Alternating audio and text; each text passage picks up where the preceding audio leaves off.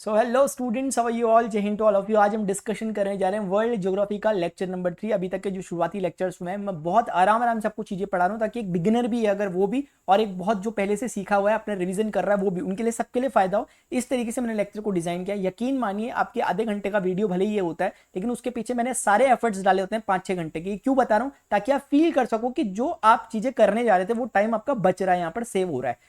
क्योंकि चीजें अगर इमेजेस हमारे पास ज्यादा से ज्यादा हो, समझने के लिए अलग अलग डायमेंशन हो, चीजों को कनेक्ट करें, कोई सामने ऐसा मिल जाए जो रिवीजन करा दे हमारा साथ साथ पीछे का, तो अंडरस्टैंडिंग अच्छी बनती है। और उसके लिए मैं यहां पर हूं। फटाफट से अगले 2 से 3 मिनट के अंदर मैं अभी तक बता रहा हूं कि हमने क्या क्या चीजों को पढ़ा है, किस तरीके से किया है। एक रिवीजन क्विक सा मैंने आपको बताया था कि किस तरह से हमारे शुरुआत से कॉन्टिनेंट्स बने हुए। कॉन्टिनेंट में मैंने आपको कलरफुल तरीके से बताया कि किस किस तरीके से 7 कॉन्टिनेंट अपने कहां कहां पर है। हमने स्टार्ट किया था एशिया को। इस मैप को देखकर, अभी मैं पढ़ा नहीं रहा हूं, रिवीजन करा रहा हूं इसलिए फास्ट चल रहा हूं। आप देखिए कि इसमें एशिया आपको दिखाई दे रहा होगा। इस पार्ट को छोड़ दो, अफ्रीका वाले। क्या आपको इसमें दिख पा रहा है कि एरल सी कहां पर है? क्या आप कैस्पियन सी को पहचान पा रहे हो? क्या आप ब्लैक सी, मेडिटेरेनियन सी, रेड सी, क्या आप इसमें पर्शियन गल्फ को, क्या आप अरेबियन सी को पहचान पा रहे हो? या क्या आप इसमें लेक जो बालकश है, और क्या आप इसमें जो बैकाल लेक है, क्या उसको पहचान पा रहे हो? पहचान पा रहे हो तो बहुत अच्छी बात, क्योंकि मैंने पहले डिस्कस कर दिया। अदरवाइज ये आगे आएंगी डिटेल में, इनको अलग से डिस्कस करेंगे, लेक्स को अलग से डिस्कस करेंगे हम। लेकिन ये मैंने पहले से आपको बोल रखा है कि थोड़ा सा प्रैक्टिस में रखो, ताकि आगे आएगी तो कॉन्फिडेंस आएगा कि यार ये तो हमें आता है। अब आगे बढ़ते हैं। ये बहुत हेल्पफुल एक मैप है, ये हमारी बहुत आगे मदद करेगा, इसलिए इसे ध्यान रखेंगे। देखिए, मैंने आपके साथ बताया था कि एशिया का फिजिकल मैप को हम ऑलरेडी डिस्कस कर चुके हैं। मैंने आपको बताया कि रीजनल वाइज हमने एशिया को 6 हिस्सों में बांटा हुआ है। नदर्न पार्ट, सदर्न पार्ट, उसके बाद ईस्टर्न, वेस्टर्न और मिडिल पार्ट में। इस तरीके से हमने लगभग 6, और एक साउथ ईस्ट पार्ट में। इस तरीके से एशिया को हमने 6 पार्ट्स में बांटा हुआ। नदर्न पोर्शन में आपका रशिया आ जाता है। सदर्न पार्ट है, वहां पर 9 कंट्री आती है, जिनमें इंडिया, जापान, सॉरी क्या बात है, सदर्न पार्ट में हमारे पास ईरान, अफगानिस्तान, पाकिस्तान, इंडिया, नेपाल, भूटान, बांग्लादेश, मालदीव्स और श्रीलंका आते हैं। इस तरीके से हमने देखा कि जो मिडिल पार्ट है, जो मिडिल एशिया है, उसमें हमारे पास 5 कंट्रीज हैं, जिसमें सीक्वेंस से कुट्टी आपको याद होगा, के for Kazakhstan, you for Uzbekistan, T for Turkmenistan और आई फॉर ईरान। और इस तरफ किर्गिस्तान, और उसके नीचे, ठीक नीचे कौन है? तजाकिस्तान। तो ये 5 कंट्रीज हो गई। इन्हें तजाक स्टेट्स भी कहते थे, सॉरी स्तान स्टेट्स भी कहते थे। ये डिस्कस कर चुका हूं। ईस्टर्न एशिया का सब ऊपर से तो नहीं जा रहा बाउंसर, समझ में तो आ रहा है ना? रिवीजन कहते हैं इसे जो करा रहा हूं मैं, ऐसे ही चलता है हवा में। अच्छा, आप क्या बोल रहे, अकड़ क्यों रहे? फिर नहीं, अकड़ नहीं रहा यार, मैं फ्लो में आ जाता हूँ ना। तो मैं कहना चाह रहा था कि ईस्टर्न पार्ट, तो ये जो ईस्टर्न एशिया है, ये वाला पार्ट है जिसमें अपने पास चाइनीज ताई जो थी वो जापान गई थी, मक्का, और मक्का वगैरह उन्हें बहुत पसंद था। याद है कुछ? जहाँ चाइनीज है, मतलब चाइना है, मंगोलिया है, ताइवान है, जापान है, साउथ कोरिया है, नॉर्थ कोरिया है, मकाओ है, हांगकांग है। कुछ इस तरह की लगभग अपने पास 8 कंट्रीज जो थी वो ईस्टर्न पार्ट को बनाती है। वेस्टर्न पार्ट को 17 कंट्रीज बनाती है, और जो साउथ ईस्ट एशिया है उसको 11 कंट्रीज बनाती है। जो हमने डिटेल में देखा था कि म्यांमार है, थाईलैंड है, लाओस है, वियतनाम है, नीचे कंबोडिया है, फिर यहाँ पर मलेशिया है, सिंगापुर है, ब्रुनेई है, फिर नीचे ईस्ट तिमूर है, फिलीपींस है। इस तरह की लगभग हमारी 11 कंट्रीज यहाँ पर मौजूद थी। हमने बहुत अच्छे से पढ़ा और हमने एकदम मैप से देखा। ठीक है, अभी मुझे हल्का सा याद आया, आप एक प्रैक्टिस कर सकते हो। lizardpoint.com, शायद इस तरह की एक वेबसाइट मुझे अचानक से टकराई जब मैं सर्फिंग कर रहा था। तो आप उसमें जाकर ना अपनी प्रैक्टिस कर सकते हो। मुझे इस मामले में थोड़ी सही लगी, देख लेना अगर आपको सही लगेगा। तो आगे बढ़ते हैं। देखिए, रीजनल डिवीजन हमने पढ़ लिया, कितनी जल्दी मैंने आपका रिवीजन वगैरह करा दिया। ठीक है, अब आगे बढ़ते हैं। ये सेंट्रल एशिया हम देख चुके हैं, हमने बिल्कुल डिटेल में देखा। साउथ एशिया देख लिया, साउथ ईस्ट एशिया देख लिया, वेस्टर्न पार्ट देख लिया। आज हम पढ़ रहे हैं फिजिकल मैप को। फिजिकल मैप की स्टार्टिंग कर रहे हैं। फिजिकल मैप का क्या मतलब होता है सर? देखो, अभी तक हमने क्या पढ़ा ना, कौन सी कंट्री कहां पर है, किस किस तरह से पोजीशन बटी हुई है, किसको हम साउथ पार्ट कहेंगे, किसको हम ईस्ट पार्ट कहेंगे एशिया का, वो पढ़ा अभी तक हमने। ठीक है, अब हम पढ़ने वाले हैं कि यार इन जगहों पे नदियां भी बहती होंगी, कुछ पर्वत होंगे, कुछ पठार होंगे, इनके कुछ ज्योग्राफिकल फीचर्स होंगे। कुछ पर्वत होंगे, कहीं पठार होंगे, कहीं नदियां बहती होंगी, कहीं पर ऊंची भूमि होगी, कहीं पर निम्न भूमि होगी, कहीं पर कुछ जल संधियां होंगी, कहीं पर लेक्स होंगी। अलग अलग चीजें जो होंगी वो हम एक एक करके पढ़ेंगे। डेजर्ट्स होंगे कहीं पे। अब देखते हैं कि क्या क्या हो सकते हैं जो हमें पढ़ने हैं यहां पर। देखो, चलो देखो, सबसे पहले द नदर्न लोलैंड्स। लोलैंड्स का मतलब होगा निम्न भूमि। इसको मैं हिंदी में ट्रांसलेट कर रहा हूं, साथ साथ अगर हिंदी मीडियम के स्टूडेंट है कोई प्रॉब्लम नहीं है, हिंदी में ही पढ़ रहे हैं और इंग्लिश में भी पढ़ रहे हैं, दोनों में मिक्स पढ़ रहे हैं, समझ में आना चाहिए, मेन बात वो है। नदर्न लोलैंड्स का मतलब होगा उत्तरी निम्न भूमि। अभी हम इसको डिस्कस करेंगे। निम्न भूमि का मतलब होगा ऐसा इलाका जो एक प्लेन टाइप का इलाका है, जैसे जो जो माउंटेन टाइप का इलाका नहीं है, जो ऊंचा नहीं है, जो नीचा उठा हुआ, जो समुद्र तल से के बराबर है लगभग लगभग, उसे कहते हैं लोलैंड्स। ठीक है, द सेंट्रल माउंटेन्स यानी केंद्रीय उच्च भूमि कह सकते हो आप इसे चाहो तो। अदरवाइज ये माउंटेन्स हम जब जानते हैं पर्वत वाले इलाके की बातचीत करते हैं। Central and southern plateaus. Plateaus का मतलब पठार जो होता है, पठारों की बात कर रहे हैं। अच्छा, पेनिनसुलाज मतलब प्रायद्वीप, जैसे आप जानते हो प्रायद्वीपीय भारत, पेनिनसुलर इंडिया। यानी कि वो जो भारत का वो जो नीचे दक्कन का इलाका है ना, क्यों बोलते हैं उसे पेनिनसुला या प्रायद्वीप किसे कहते हैं, जो तीन ओर से पानी से घिरा होता है। ठीक है, आप जानते हैं कि इस तरफ भारत में अरेबियन सी है, उस तरफ बे ऑफ बंगाल है, और नीचे की तरफ आपका हिंद महासागर है, इंडियन ओशन। तो इस तरीके से वो एक प्रायद्वीप बन चुका है। ऐसे ही और भी प्रायद्वीप जगह जगह पर पाए जाएंगे हमारे एशिया में, तो उनको भी हम डिस्कस करेंगे। डेजर्ट्स है हमारे पास, गोबी डेजर्ट्स आपने सुना होगा, इसी तरीके से टकला मकान एक डेजर्ट है, रूबल खाली, इस तरह के अलग अलग डेजर्ट्स जो हमारे एशिया में पाए जाएंगे उनको हम डिस्कस करेंगे। बहुत ज्यादा नहीं है, लेकिन जो भी है उनको हम पढ़ लेंगे। The great river plains, the great river plains में हमारे पास अलग अलग नदियां, जो खास खास नदियां, मैं इंट्रोडक्शन दे रहा हूं उसका, ठीक है, डिटेल में एक एक पॉइंट को पढ़ना है। जब हम ग्रेट रिवर प्लेन्स में पढ़ेंगे तो हमारे पास कुछ खास नदियां, जैसे यांगत्सी नदी है, सबसे लंबी नदी है एशिया की, फिर हुआंगो है, उसका अपना प्लेन बनता है जिसे येलो रिवर कहते हैं, इसमें जैनसिनी है, ओब है। इसके बाद अगर आप जाओगे लीना रिवर है, मंचूरियन रिवर है, नीचे यहां पर आप आओगे तो टिग्रिस यूफ्रेट्स नदी है, अपने इंडिया में आओगे तो ब्रह्मपुत्र है, गंगा है, इंडस है, इन सब के अपने प्लेन बनते हैं। तो ये बेसिकली इसमें द ग्रेट रिवर प्लेन्स के अंतर्गत आएगा। ये एक ट्रेलर चल रहा है, ये मत सोचना हमें तो कुछ समझ ही नहीं आया, मैं सिर्फ ट्रेलर दिखा रहा हूं फटाफट से, ठीक है ना। अच्छा, अभी आइलैंड ग्रुप्स होंगे। आइलैंड ग्रुप्स में आप जानते हो कि एशिया का जो साउथ ईस्ट पार्ट है, कितने ज्यादा आइलैंड्स है वहां पे, फिलीपींस है, इंडोनेशिया है, छोटे छोटे कितने आइलैंड्स वहां पे पाए जाते हैं, तो वो हम डिस्कस करेंगे। Got it.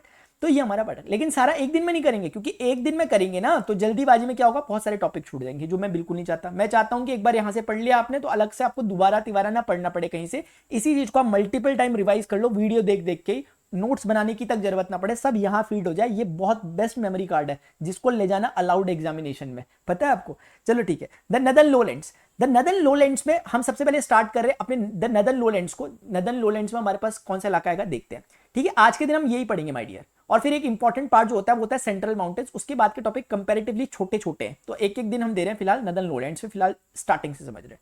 नदर्न लोलैंड्स में ये बोल रहे हैं कि हमारे पास ग्रेट साइबेरियन प्लेन है, अच्छा जी, एक मंचूरियन प्लेन है, एक ग्रेट प्लेन ऑफ चाइना है, एक टिग्रिस यूफ्रेट्स प्लेन है, एक गंगा प्लेन है, एक इरावदी प्लेन है। इरावदी नदी का नाम है जो कि आपकी म्यांमार की तरफ बहती है।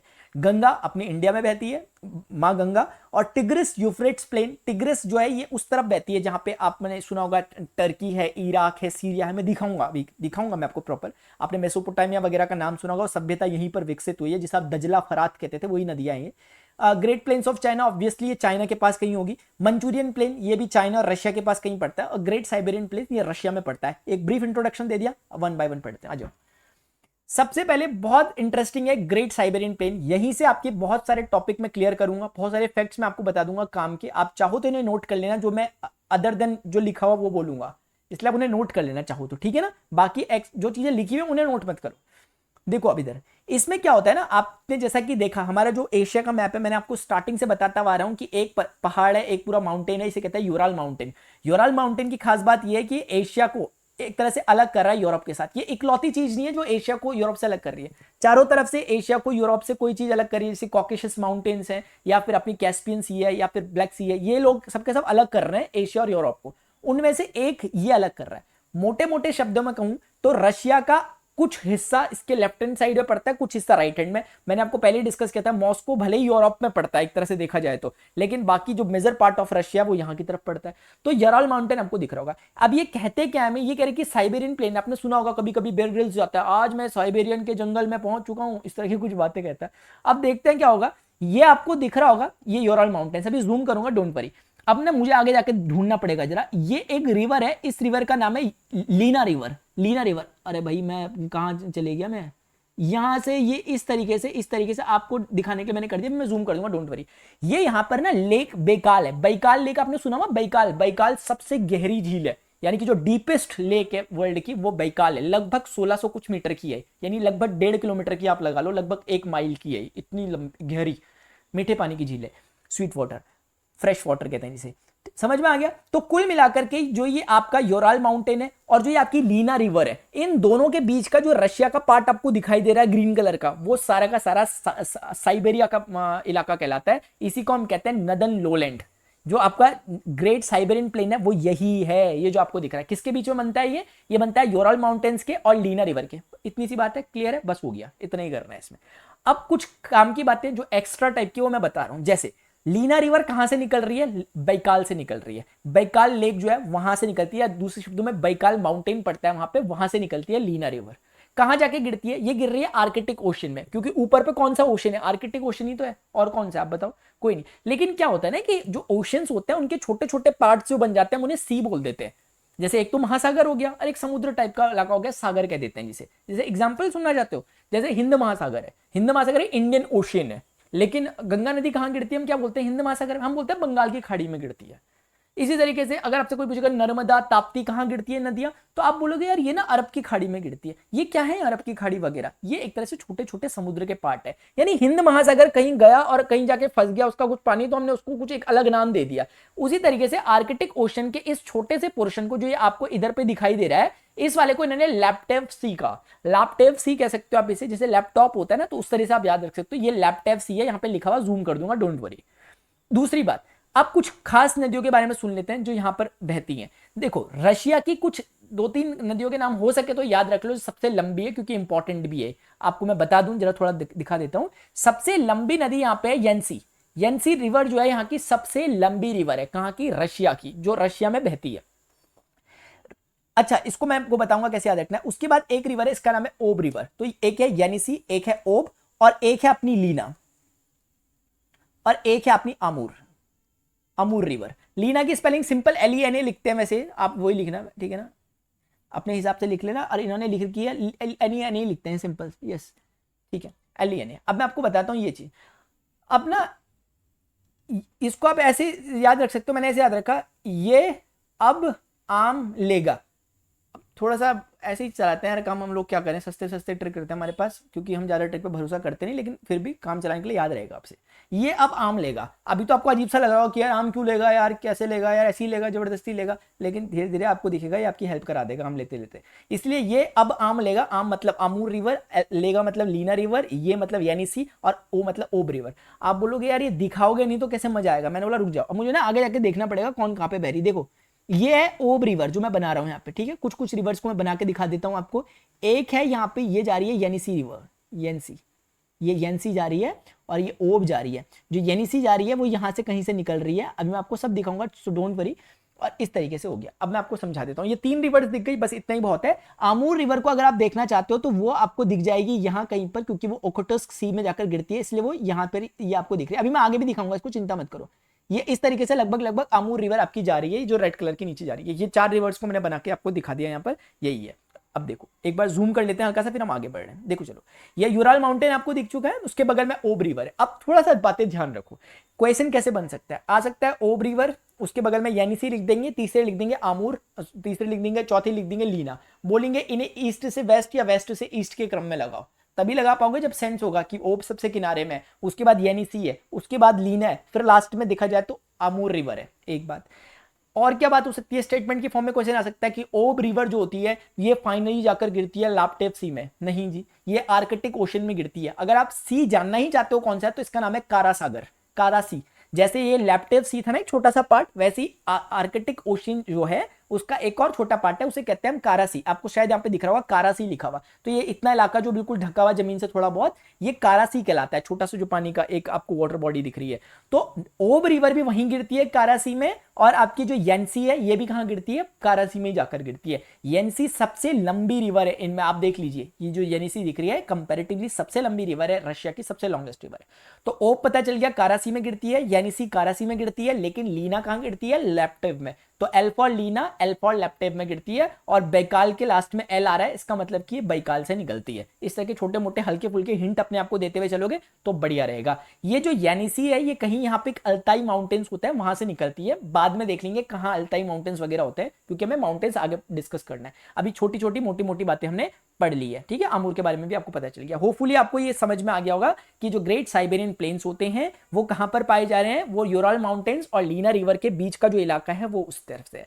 इसके बाद फिर हम इसी में ना बीच का बीच बीच में आओगे, इसको तो हम सेंट्रल साइबेरियन कह देंगे, इसको हम वेस्टर्न पार्ट ऑफ साइबेरिया कह देंगे, इसको ईस्टर्न पार्ट ऑफ साइबेरियन कह देंगे। इस तरीके से फिर हम उन्हें अलग से बांट सकते हैं। अब नेक्स्ट देखो, मंचूरियन प्लेन्स है। मंचूरियन तो यार कुछ खाने की चीज होती थी ना, है ना, लेकिन ये मंचूरियन प्लेन्स है। मंचूरियन प्लेन का मतलब ये है कि एक रिवर है, वो रिवर का नाम है आमूर रिवर, जिसका मैं पीछे डिस्कस किया, AMUR। आमूर रिवर जो है वो मंचूरियन प्लेन्स बनाती है। ये चाइना से होते हुए जाती है और रशिया से होते हुए फाइनली ओखोटस्क सी में जाकर गिरती है। अब आप बोलोगे ये क्या है यार, ये नया ही सी आ गया ओखोटस्क, अभी तक तो लैप्टेव सी था, अभी तक तो कारा सी था, अब ये ओखोटस्क सी क्या है। इन सीज को भी हम आराम से डिस्कस करेंगे लास्ट में, लेकिन मैं चाहता हूं जब हम लास्ट तक पहुंचे उससे पहले कईयों के बारे में हमें पहले से पता चल गया हो, क्योंकि मैंने पूरी तैयारी के साथ आ रखा हूं, मैं चिंता मत करो। इधर देखो, आमूर रिवर का पूरा मैप देख लो ध्यान से। वो जो आपको दिखाया था लेक बेकाल है, अभी मैं एक बड़ा सा मैप भी दिखा दूंगा जिसमें आपको सब एक जगह दिख जाएंगे। फिलहाल लेक बेकाल आपको याद रहा होगा, यहाँ बेकाल से कहीं लीना रिवर ऊपर को जा रही है, वहां ऊपर से कहीं येनिसी जा रही है, और उस तरफ और जाओगे तो ओब जा रही है, और उस तरफ जाओगे तो वहां यूराल माउंटेन है। फिलहाल आप देखोगे ना, एक रिवर है इसका नाम है शिखा, ये शिखा रिवर है, और एक ये रिवर है आर्गुन रिवर। ये दोनों के दोनों आती हैं, एक तरह से इनका संगम होता है, जैसे होता है नहीं गंगा यमुना नदी मिलती है, संगम हो जाता है प्रयागराज, वैसा टाइप। तो इनका संगम होता है, एक नई रिवर हम बोलते हैं, इस रिवर को हमने आमूर नाम दिया। ये आमूर रिवर यहाँ से बहती है बहती है बहती है, थोड़ा सा ये नीचे इन्होंने डार्क कर दिया, ये थोड़ा सही नहीं है, इस तरीके से जाती है फाइनली, और यहां जाकर ये गिर जाती है। जो मेरा रेड कलर का मार्क है उसको ऑब्जर्व करो आप।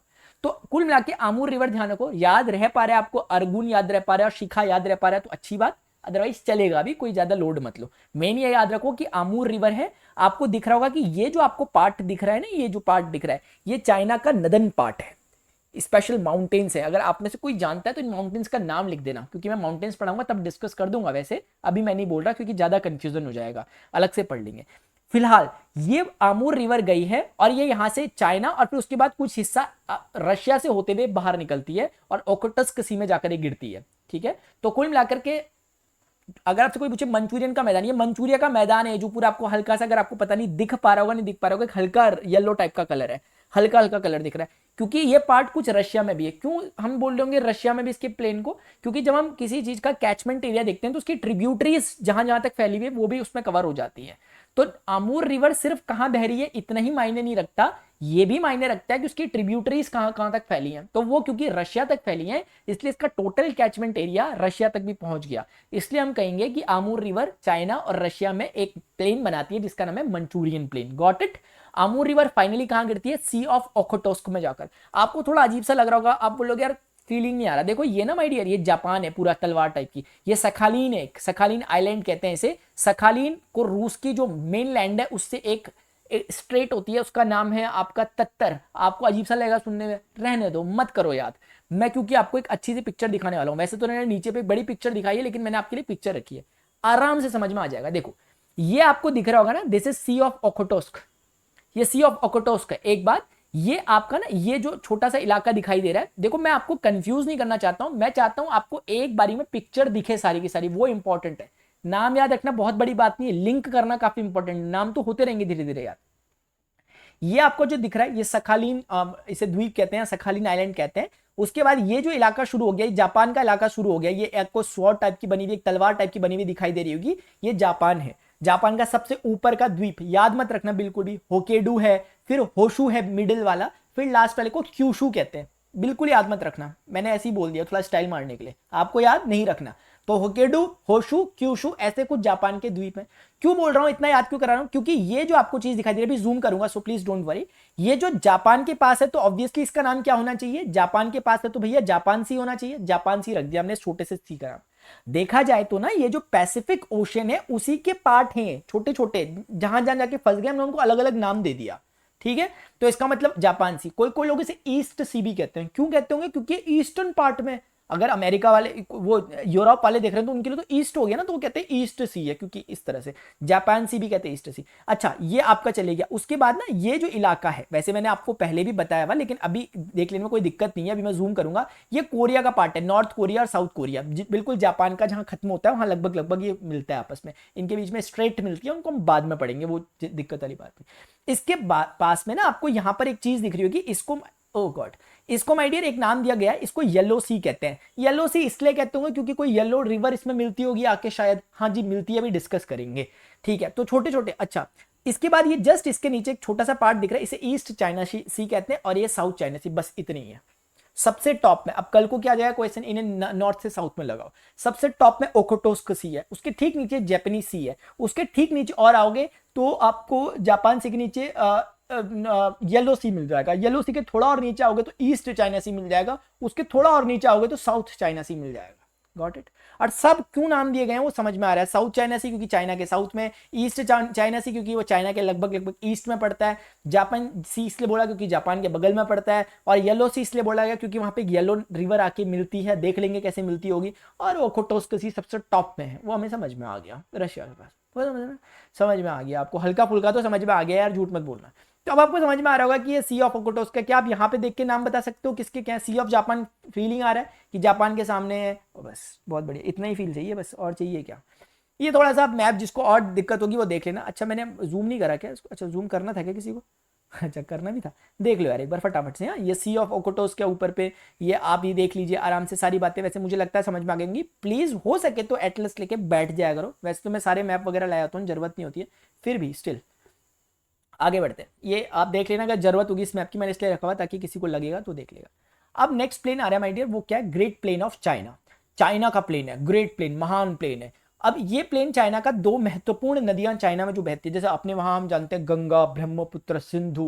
वैसे तो भारत नदियों का देश है, लेकिन उसके अलावा ये महान नदियां हमारे देश में, जैसे हम बोलते हैं ना गंगा ब्रह्मपुत्र, गंगा यमुना सरस्वती सिंधु ब्रह्मपुत्रश्च गंडकी कावेरी यमुना रेवा कृष्णा गोदा महानदी, इस तरीके से हमारे वहां अलग अलग नदियां हैं। वैसे ही कर कर यहाँ पर चाइना की दो प्रमुख नदियां हैं। चाइना में भी बहुत माइथोलॉजी चलती है, ठीक है ना, चाइना में भी बहुत सारी कहानियां चलती हैं नदियों पे, जैसे हमारे वहां चलती है नदी माउंटेन, लेकिन वो थोड़ा सा कुछ तिलिस्मी टाइप की बातें करते हैं, ड्रैगन ड्रूगन वाली। फिलहाल ग्रेट प्लेन्स ऑफ चाइना में दो महत्वपूर्ण नदियां ये इस प्लेन को बनाती है। एक है यांगसी, आपने कभी नाम सुना? अब इनके नाम देख रहे हो, यांगसी ऐसे ही नाम होते हैं ना, गुम्बॉक, यांगसी, गॉडलेस, नेमलेस, इस तरह की पिक्चरों में नाम होते हैं लोगों के। तो कहने का मतलब है यांगसी जो है ये यांग टिसिक्यांग एक नदी है, शायद आपने यांग टिसिक्यांग का नाम सुना होगा, अगर आपने यांगसी का नहीं सुना होगा अदरवाइज सुना होगा। यांगसी पूरे एशिया की, पूरा एशिया जो अपना है जिसमें सब कुछ आता है, उसकी सबसे लंबी रिवर है, एक बात लॉन्गेस्ट। उसके बाद सेकंड लॉन्गेस्ट रिवर एशिया की हुआंगहो है, ये आपके सामने लिखा हुआ हुआंगहो। हुआंगहो को ही दूसरे लोग कभी कभी येलो रिवर भी कहते हैं, पीली नदी, येलो रिवर कहते हैं इसको। कैसी रिवर कहते हैं? Yellow river. जैसे अपने भारत में नहीं होती काली नदी, वैसे यहाँ के पीली नदी होती है येलो रिवर। यांगसी को आप चाहो तो यांग टिसिक्यांग कह सकते हो, अदरवाइज ये यांगसी नाम से ज्यादा जानी जाती है। यांगसी की खास बात यह है कि एक शंघाई और एक वुहान, शायद कोरोना वगैरह फैला था यहीं कहीं से, वुहान जो है, वुहान और शंघाई इसके तट में बसते हैं यांगसी के। वैसे याद नहीं रखना, भी दिखा दूंगा मैप में, थोड़ा याद आया तो मैंने बोल दिया हल्का सा, क्या जा रहा बोलना। हुआंगो जो है वो येलो रिवर है और यही जाती है येलो सी में जाकर गिरती है, सही मायनों में कहो तो इसके कारण उसको येलो सी कहा गया। अब बोल लोगे आप दिखा भी दो जरा इन चीजों को, ठीक। अच्छा एक छोटी सी बात बोल दूं फिर उसके बाद आगे बढ़ते हैं। देखो यांगसी सबसे टॉप की नदी है, लॉन्गेस्ट रिवर है, सबसे लंबी। उसके बाद हुआंगो है, तीसरे नंबर पे ना मेकोंग है। मेकोंग एक रिवर है जो नीचे की तरफ बहती है, अपने बहुत सारी कंट्रीज से बह के जाती है ये, यानी कि जो साउथ ईस्ट एशिया वाला पार्ट है वो हम बाद में डिस्कस करेंगे। मेकोंग के बाद कुछ लीना टाइप की जो रिवर अभी हमने डिस्कस करी थी और रिवर है, बाकी टॉप मोस्ट जो 3 है वो ये है। इस तरह से हमारी ये रिवर्स यहाँ पे लॉन्गेस्ट रिवर में आती हैं, शायद आपको समझ में आ गया हो। अच्छा आप बोल रहे हो कि दिखा तो दो यार, ऐसे समझ तो कुछ आ नहीं रहा, खुद देख लीजिए। ये आपको दिख रहा होगा वुहान है, शंघाई है, इन ये जो रिवर आपको दिख रही है वुहान शंघाई से होते हुए जा रही है, इसी का नाम है यांगसी रिवर। ये आपको दिख रहा होगा यहाँ कहीं से स्टार्ट हो रही है यांगसी रिवर। एक बात, हुआंगो कहाँ है? ये येलो लिखा हुआ दिख रहा होगा आपको, ये येलो रिवर जा रही है, कहाँ पे जा रही है? इसे कहते हैं पोहाई बे, पोहाई की खाड़ी कहते हैं इसे, और असल में ये येलो सी का ही एक पार्ट है, पोहाई की खाड़ी भी कभी कभी कहते हैं, ठीक है। और आप प्लीज ध्यान से देखें, आपको दिखना चाहिए कि जो यांगसी है कहाँ जाके गिर रही है, ईस्ट चाइना सी, जो येलो सी के जस्ट नीचे पड़ता है। तो मुझे नहीं लगता कि अगर हम मैप वगैरह से पढ़ रहे हैं तो हो सकता है पहली बार पढ़ लो थोड़ा सा डाउट आए, थोड़ा सा मेमोरी में थोड़ा सा दबाव पड़े, लेकिन खुद ही सोचो ना, अगर आपने इसी लेक्चर को 2-3 बार देख लिया, मैं गारंटी दे रहा हूं हो ही नहीं सकता कि आप भूल जाओ, हो ही नहीं सकता। क्योंकि फर्स्ट टाइम अगर आप देख रहे हो आपको बिल्कुल नहीं पता, तो आपको कुछ चीजें थोड़ा सा डाइजेस्ट करने की जरूरत पड़ेगी, फिर तो पूरा सेट हो जाएगा यार। ऐसी एनर्जी थोड़ा डाल रहा हूं मैं, मुझे पता है कि एनर्जी कंजर्व रहती है, यहाँ से लॉस हो रहा है तो वहां पे कुछ गेन हो रहा होगा पक्का, ठीक है। तो इस तरीके से आपको समझ में आ गया होगा कि ग्रेट चाइना प्लेन जो बनता है वो बेसिकली यांगसी और हुआंगो रिवर से बनता है। यांगसी एशिया की सबसे लॉन्गेस्ट रिवर है, हुआंगो सेकंड लॉन्गेस्ट रिवर है एशिया की। और यांगसी के बारे में आप चाहें तो बोल सकते हैं कि यार एक यहाँ पे तट के पास शंघाई है और इस तरफ आप देखोगे तो यहाँ पे इसमें वुहान नाम का शहर वगैरह बसते हैं, और पीली रिवर कहते हैं हुआंगो को। शायद आपको ये समझ में आ गया होगा। अब एक बहुत बढ़िया प्लेन बनता है, वो है टिग्रिस और यूफ्रेटिस का प्लेन। टिग्रिस और यूफ्रेट्स आपने शायद नाम सुना होगा, नहीं सुना तो मैं बता देता हूं। आपने दजला फरात नदी का नाम सुना होगा कभी, अगर सुना होगा बाई चांस, शायद हिंदी मीडियम में दजला फरात नाम से इन्हें जानते हैं, ऐसा नहीं है, लेकिन टिग्रिस यूफ्रेट्स भी कहते हैं इन्हें। चलो ये भी नहीं पढ़ा होगा आपने, ये तो पढ़ा होगा सिंधु घाटी की सभ्यता कहाँ बसी थी, जो इंडस सिविलाइजेशन थी, Indus valley civilisation, obviously Indus में, यानी कि ऑब्वियसली सिंधु नदी में बसी थी, बिल्कुल सही बात है। अच्छा आपने ये भी सुना होगा कि यार जो अपनी चीन की सभ्यता थी, आप मुझे बता सकते हैं वो कहाँ बसी थी? चीन की सभ्यता भी बसी थी, मिस्र की सभ्यता नाइल रिवर के पास बसी थी, चीन की सभ्यता पीली नदी के पास कहीं बसी थी, जो आपने अभी पढ़ा। तो ये जो एक मेसोपोटामिया की सभ्यता थी, आपने शायद सुना होगा, मेसोपोटामिया जो है ये इस तरफ का ही इलाका है। किस तरफ का? अपना जो वेस्टर्न एशिया है वहां का इलाका है। वहां पर टर्की है, सीरिया है और इराक वाला इलाका, ईरान नहीं, इराक वाला इलाका। ईरान होगा तो फिर वो कहां आ जाएगा? साउथ एशिया में। इराक वाला इलाका जो कि कहां पड़ जाता है? अपना वेस्टर्न एशिया में। मजा आ रहा है? पीछे पड़ा हुआ कुछ समझ में आ रहा है? हाँ, इसलिए पढ़ते हैं हम चीजों को पीछे, ठीक है। तो इन जगहों से दो रिवर जाती है, टर्की की तरफ से निकलती है। यहाँ पर कुछ माउंटेन्स है, अभी नाम नहीं लूंगा मैं उनका क्योंकि कंफ्यूज हो जाओगे आप, माउंटेन्स जब पढ़ लेंगे तो दोबारा डिस्कस करूंगा इस टॉपिक को। फिलहाल वहां से एक टिग्रिस जाती है और एक यूफ्रेट्स जाती है, इन्हें दजला और फरात नदियां कहते हैं। ये जाती हैं और अल्टीमेटली पर्शियन गल्फ में जाकर कहीं पर समा जाती होंगी, ठीक है। लेकिन ये जिस इलाके से जाती है, जिस कैचमेंट एरिया को कवर करते हुए जाती है, उसको पर्टिकुलर को हम टिग्रिस यूफ्रेट्स प्लेन कह देते हैं। और यही हमारा दजला फरात का प्लेन है। और इसी जगह पर ये जो भूरा भूरा ब्राउन ब्राउन कलर से दिख रहा है, यहीं पर आपकी मेसोपोटामिया की जो प्राचीनतम सभ्यता है वो विकसित हुई थी, ठीक है। हाँ, तो अब मुझे जूम वगैरह तो खैर क्या करूं, इसको आप दिख रहा होगा। और मैप प्लीज एक बार वेस्टर्न पार्ट का मैप देख लो, मैंने आपको बहुत अच्छे से बताया था, टाइम ज्यादा हो जाएगा वरना मेरा मेरा मन तो करता है पूरा डिस्कस कर लो कि यार सबसे पहले वहां पर अजरबैजान है, किसके बगल में? कैस्पियन सी के बगल में है, और उसके बगल में जॉर्जिया है, फिर आर्मेनिया है, फिर नीचे टर्की के नीचे आते हैं सीरिया है, सीरिया के थोड़ा सा बगल में आते हैं तो लेबनान है, फिर बगल में आते हैं इसराइल है, इसराइल के अंदर पैलेस्तीन बसा हुआ, फिर इसराइल के बगल में आते हैं जॉर्डन है, इसराइल के थोड़ा और नीचे आते हैं सऊदी अरबिया है। बाकी ये कुछ समझ में आ रहा है यार? आ रहा है पक्का समझ में? कैसे नहीं आ रहा? ठीक है, तो दिख रहा है सब कुछ। ये तो वो होना चाहिए मैप सामने, इससे कुछ समझ नहीं आएगा। ये तो दिखाने के लिए कलरफुल करके चलो बच्चों को समझ में आएगा, अच्छा लगेगा, वो रख दिया। असली समझ तो वहां छुपी हुई है वेस्टर्न एशिया के मैप पे। तो वहां कहीं से नदियां बहती हैं, आप खुद देख रहे हो, टर्की से बहती है, सीरिया से होते हुए आती है यूफ्रेट्स, और दूसरी वाली ये जो आपको टिग्रिस दिख रही है ये इस तरीके से जा रही है, और फाइनली ये इराक ईरान में नहीं गई, ध्यान रखना। इसलिए कई बार ये क्वेश्चन आ सकता है कि टिग्रिस यूफ्रेट्स का जो प्लेन है इनमें से कहां से नहीं जा रहा? ईरान से नहीं जा रहा, कहां से जा रहा वो याद रख लो। अब इसमें ट्रिक थोड़ा ना बताऊंगा यार, दिख रहा है ना मैप में कि टर्की से सीरिया में गिर रही है, सीरिया से इराक में गिर रही है, सब बस। गंगा प्लेन्स, ओह धन्य हो गंगा मैया की जय हो। पहले एक बहुत पहले सीरियल आता था गंगा मैया, आपने नहीं देखा होगा, वो 90s में आता था बहुत पहले दूरदर्शन में, मजा आता था उसमें बहुत ज्यादा। उसका उसमें दानवों और राक्षस की लड़ाई, राक्षसों और देवताओं की लड़ाई, बहुत मजा आता था उसमें यार। खैर चलो कोई बात नहीं। तो ये तो खैर मैप जो रखा हुआ है ये इंडो गंगा मैप रखा हुआ है, क्योंकि इसमें इंडो आपको दिख रहा होगा, जो ग्रीन टाइप का जो इलाका दिख रहा है, इवन मैं कहूं तो ये पंजाब का ये दिल्ली रिज से लगभग इधर इधर का जो इलाका है, क्योंकि यहाँ पे एक डिवाइडर का काम करता है ये इलाका इंडस का है। इंडस और उसकी जो अपनी जो सिंधु और उसकी सहायक नदियां झेलम, चिनाब, रावी, सतलुज, व्यास जो नदियां हैं वो अपना यहाँ पर कैचमेंट एरिया है उनका, इसीलिए वो उसका सिंधु घाटी का हम कह सकते हैं प्लेन है, उसका मैदानी भाग है। बाकी नीचे आपको दिख रहा होगा कि गंगा नदी, इसको तो हम वैसे भी जब हम इंडियन अपनी ज्योग्राफी पढ़ेंगे, अब उसमें ड्रेनेज सिस्टम जब हम पढ़ेंगे तो डिटेल में हम सब पढ़ते हैं, लेकिन फिर भी आप जानते होंगे, थोड़ा बहुत जानना चाहिए हमें कि जो अपनी गंगा नदी है ये इसका उद्गम उत्तराखंड का एक जगह पड़ती है, उत्तरकाशी एक जिला है, उत्तरकाशी क्षेत्रफल में सबसे बड़ा है उत्तराखंड में। वहां पर एक जगह पड़ती है गंगोत्री, या कुछ लोग गोमुख कहते हैं, इतनी सी रिवर निकलती है वहां से और आगे जाके इतनी विशाल हो जाती है, आप समझ रहे हो। तो इस तरीके से हमारी निकलती है रिवर। तो वो रिवर जब आती है, एक वसुधारा चली थी बांध वन बिहड़ों को, चीर निर्भया वह बड़ी थी, स्वर्ग गंगा बन महानद, रूप अनुपम गह रही है। ये है अपनी गंगा नदी, ठीक है। तो कुल मिलाकर के ये उत्तरकाशी के इलाके से निकलती है, लेकिन वहां पर इसका नाम गंगा नहीं होता, भागीरथी नाम से निकलती है, क्योंकि भगीरथ के अविरत प्रयासों से आई थी, हमारी माइथोलॉजी ऐसी बताती है हमें। तो ये वहां से आती है आगे जाके चमोली, उत्तर का आगे जाकर चमोली के पास वहां पे एक जगह पड़ती है, देवप्रयाग है उसका नाम। देवप्रयाग में संगम होता है इसका अलकनंदा के साथ, हम डिटेल में पढ़ेंगे बाद में। अलकनंदा उस जगह से आती है जहां पर मेरा होम टाउन जन्म स्थान रहा था, यानी कि ये कहीं कहीं एक जोशीमठ एक जगह पड़ती है, उसके पास ऊपर जाके सतोपंथ ग्लेशियर वगैरह होते हैं, वहां से कहीं से अलकनंदा निकल रही होती है। अलकनंदा आ रही है यहाँ से, अपनी भागीरथी आ रही है, दोनों मीट करती हैं, संगम बनाती है देवप्रयाग में, और हम कहते हैं कि इस जगह पे गंगा नदी का उद्गम हो जाता है, ये दोनों नदियां मिलकर गंगा बनाती है। फिर गंगा मैया नीचे आती है और हरिद्वार के पास प्लेन एरिया में एंटर करती है। उसके बाद तो फिर कहने ही क्या, मैदानों में पूरी हरियाली हरियाली, और इस तरीके से गंगा मैदान अपना बनता है। फाइनली आप जानते हैं कि नीचे पर आकर कहीं पे बंगाल की खाड़ी में जाके विसर्जित होती है। तो इस तरीके से अपना गंगा प्लेन है, हल्के से बताया, बाद में हम इसे डिस्कस करेंगे क्योंकि अभी मुझे बोलने की जरूरत नहीं है कि इनकी कौन कौन सी ट्रिब्यूटरीज हैं, वो हम अलग से डिटेल में डिस्कस करते हैं। इरावदी प्लेन्स के बारे में इतना ही कहना चाहूंगा कि इरावदी एक रिवर है जो कि म्यांमार में फ्लो करती है। फाइनली ये अंडमान सी के पास आकर गिरती है। अंडमान सी आप बोलोगे कौन सा, तो दिखा देता हूं मैं आपको हल्का सा, ये मैप में आप प्लीज ऑब्जर्व करना, आपको मैं दिखा देता हूं कहां पे, पहले देखो इरावदी, ये आपको कुछ दिख रही होगी इस तरह से, कहीं पे ये इस तरह से इरावदी आ रही है, इसी का वो दूसरा वर्जन आपको पीछे दिखाया मैप में, यहां पर ये दिख रही है।